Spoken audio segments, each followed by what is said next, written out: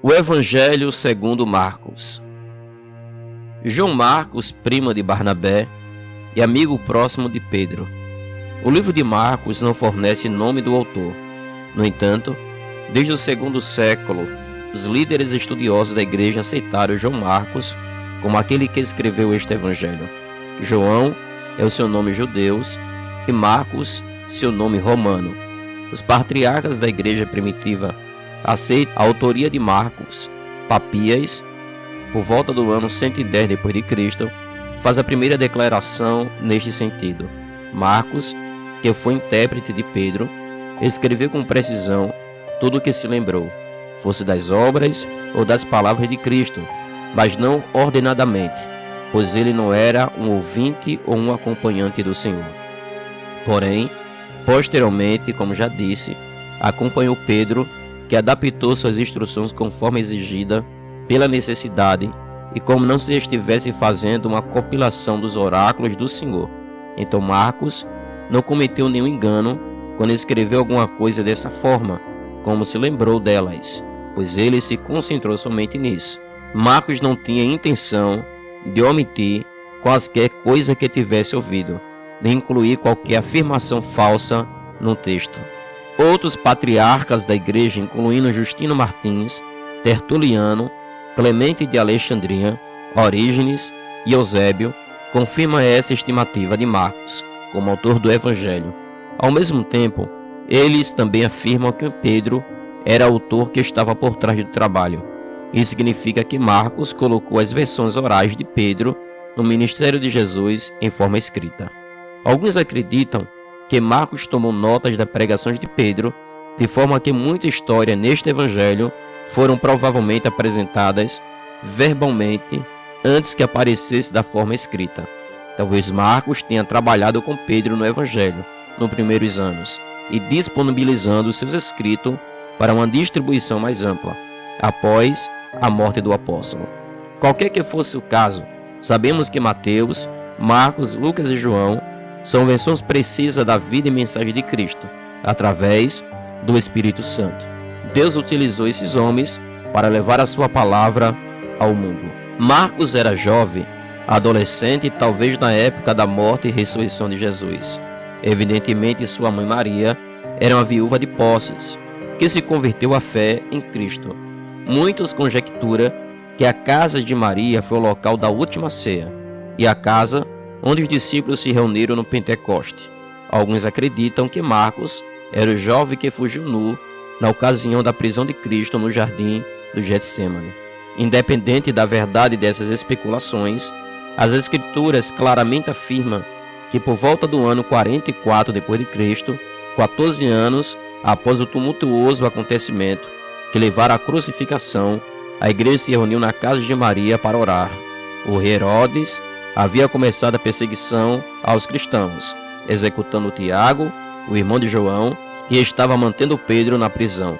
A igreja estava orando pela libertação de Pedro. Lucas explica que após Pedro ter sido miraculosamente libertado da prisão, foi à casa de Maria, mãe de João, que tinha por sobrenome Marcos, onde muitos estavam reunidos e oravam. Marcos estava profundamente envolvido no drama da igreja de Jerusalém e era bem conhecido de Pedro e dos outros discípulos. Em Colossenses capítulo 4, versículo 10, Paulo revela que Marcos era primo de Barnabé. Talvez tenha sido isso o motivo que Barnabé e Paulo levaram Marcos com ele ao retorno de Jerusalém para Antioquia. Logo depois, Barnabé e Paulo foram comissionados pela igreja em Antioquia para iniciar sua primeira viagem missionária, e eles incluíram Marcos como seu ajudante. Entretanto, logo no início da viagem Perges, Marcos partiu abruptamente e retornou para Jerusalém. Lucas não explica a razão da partida de Marcos. Talvez ele tivesse saudado de casa, ou amedrontado, ou ainda doente. Mais tarde, entretanto, quando Paulo e Barnabé começaram a planejar a segunda viagem, Marcos tornou-se a causa de um desentendimento agudo entre dois homens. Barnabé queria incluir Marcos novamente, mas Paulo opunha-se fortemente, porque Marcos o abandonaram na viagem anterior. Assim Barnabé e Paulo se apartaram. Barnabé partiu para Chipre com Marcos, enquanto Paulo escolheu Silas e viajou para a Síria e a Sicília, sabendo pouca coisa mais sobre João Marcos. Evidentemente, ele e Paulo se reconciliaram completamente, pois posteriormente Marcos se junta a Paulo em Roma, durante o primeiro aprisionamento de Paulo, e lá foi de grande conforto para ele. Durante a segunda prisão de Paulo, pouco antes de sua morte, ele pediu a Timóteo para trazer Marcos a Roma, porque era muito útil. Marcos deve ter amadurecido emocionalmente e espiritualmente ao longo dos anos sob a orientação do primo Barnabé. Marcos também desfrutou de um relacionamento próximo com Pedro. De fato, Pedro pode ter levado Marcos a Cristo, pois Pedro chama Marcos de meu filho. Após a libertação de Pedro na prisão em 62 d.C., Marcos pode ter ficado em Roma para trabalhar próximo a Paulo. Marcos provavelmente saiu de Roma por volta do ano 65 ao ano 66 d.C., durante a intensa perseguição por parte de Nero. Tanto Paulo como Pedro foram executados por Nero por volta do ano 67 ao ano 68 d.C. João Marcos dá um excelente exemplo de como o jovem cristão pode crescer e amadurecer, talvez se expondo à atenção dos gigantes espirituais Paulo e Barnabé, e animado com a perspectiva de alcançar o mundo com o Evangelho. Ele navegou para Chipre na primeira viagem missionária. Pouco tempo depois, entretanto, quando as coisas ficaram difíceis, Marcos voltou para casa. Quaisquer que tenham sido os motivos para a partida de Marcos, Paulo não aprovou sua atitude de fato. O apóstolo já não queria mais a cooperação de Marcos após este incidente. Contudo, 15 anos mais tarde, Marcos estava servindo como ministro acompanhante para ambos, Pedro e Paulo, e mais tarde escreveu o evangelho que leva seu nome.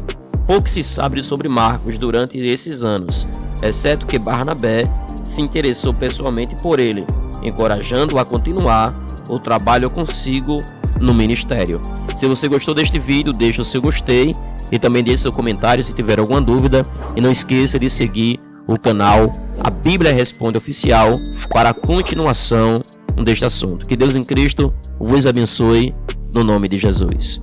Imagine todas as histórias bíblicas em um só lugar, contada de forma simples, citando a visão histórica e uso e costume dos tempos bíblicos, sem deixar passar as datas cronológicas de cada personagem proferido. Isso não é demais?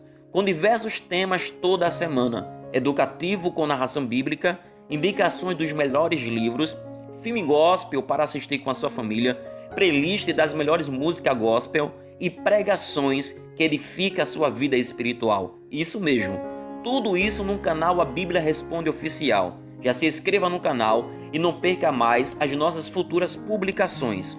Conheça algum dos nossos temas na descrição do vídeo. Sejam muito bem-vindos. Que Deus, Ele vos abençoe.